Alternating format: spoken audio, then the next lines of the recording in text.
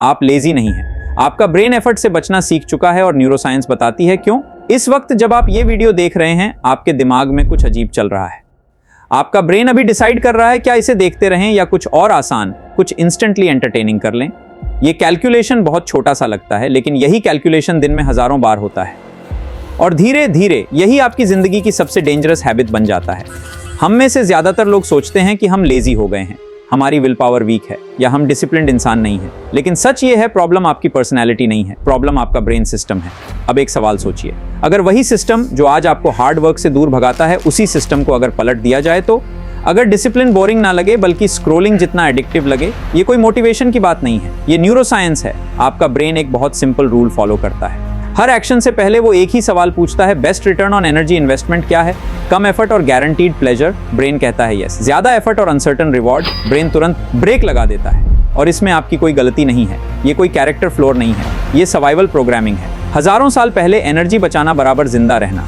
लेकिन प्रॉब्लम यह है कि आपका वही एंशिएंट ब्रेन आज एक मॉडर्न वर्ल्ड में जी रहा है, एक ऐसी दुनिया में जो स्पेशली इस तरह डिजाइन की गई है कि आपका ब्रेन कंट्रोल में रहे।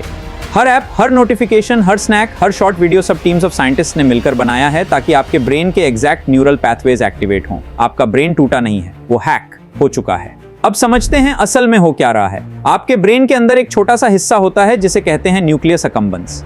इसे आप मोटिवेशन इंजन समझ सकते हैं। ये इंजन चलता है एक न्यूरोट्रांसमीटर से, डोपामीन। लेकिन डोपामीन को लोग गलत समझते हैं। डोपामीन खुशी का केमिकल नहीं है, डोपामीन है वांटिंग केमिकल।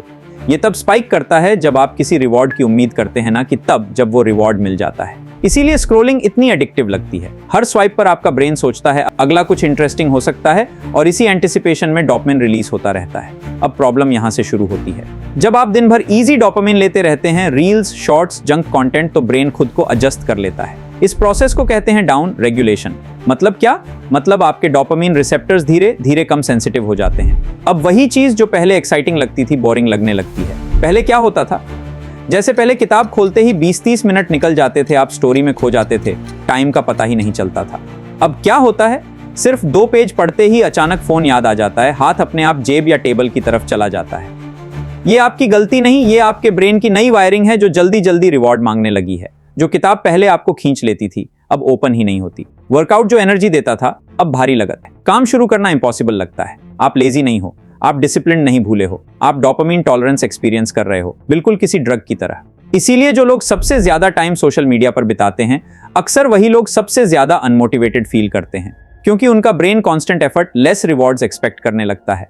अब सस्टेन्ड फोकस वाला कोई काम उस ब्रेन को पनिशमेंट जैसा लगता है। रियल अचीवमेंट इंस्टेंट ग्रेटिफिकेशन से कंपीट ही नहीं कर पाता। लेकिन यहीं पर एक अच्छी खबर है, आपका ब्रेन प्लास्टिक है। मतलब जो डैमेज हुआ है वो परमानेंट नहीं है। न्यूरोप्लास्टिसिटी का मतलब है आपका ब्रेन आपकी डेली चॉइसेस के हिसाब से खुद को रिवायर करता रहता है। हर डिसीजन या तो डिसिप्लिन के पाथवेज मजबूत करता है या डिस्ट्रैक्शन के। अब बात करते हैं डोपामिन डिटॉक्स की। नाम से ऐसा लगता है जैसे डोपामिन हटाना है, लेकिन ऐसा नहीं है। डोपामिन डिटॉक्स का मतलब है आर्टिफिशियल हाइपर स्टिम्युलेटिंग सोर्सेज को हटाना। मतलब endless scrolling, junk stimulation, instant pleasure. Dopamine system को एक डिमर स्विच समझिए, जो सालों से फुल ब्राइटनेस पर था। अब नॉर्मल लाइट भी अंधेरा लगने लगा था। डिटॉक्स का मतलब है उस डिमर को थोड़ा नीचे लाना, ताकि ब्रेन फिर से नॉर्मल को नॉर्मल समझ सके। जब आप ओवर स्टिम्युलेशन हटाते हो तो एक इंटरेस्टिंग चीज होती है, आपके डोपामिन रिसेप्टर्स दोबारा सेंसिटिव होने लगते हैं। इसे कहते हैं अप रेगुलेशन। अब छोटी छोटी चीजें फिर से अच्छी लगने लगती हैं। काम पूरा करने की सेटिस्फैक्शन, वर्कआउट के बाद की काम एनर्जी, फोकस्ड काम के बाद का मेंटल क्लैरिटी। आप कोई नया इंसान नहीं बनते, आप बस बेसलाइन पर वापस आते हो। आपको याद आने लगता है कि मोटिवेटेड फील करना कैसा होता है बिना एक्सटर्नल स्टिम्युलेशन के। और सबसे इंपॉर्टेंट बात, आपका ब्रेन बदलेगा ही बदलेगा। सवाल ये नहीं है कि चेंज होगा या नहीं, सवाल ये है आप किस डायरेक्शन में पुश कर रहे हो। हर स्क्रोल, हर डिसीजन, हर हैबिट या तो आपकी अटेंशन को वीक कर रही है या आपकी लाइफ को स्ट्रॉन्ग। चॉइस हर दिन आपके हाथ में है और वहीं से सब कुछ बदलता है।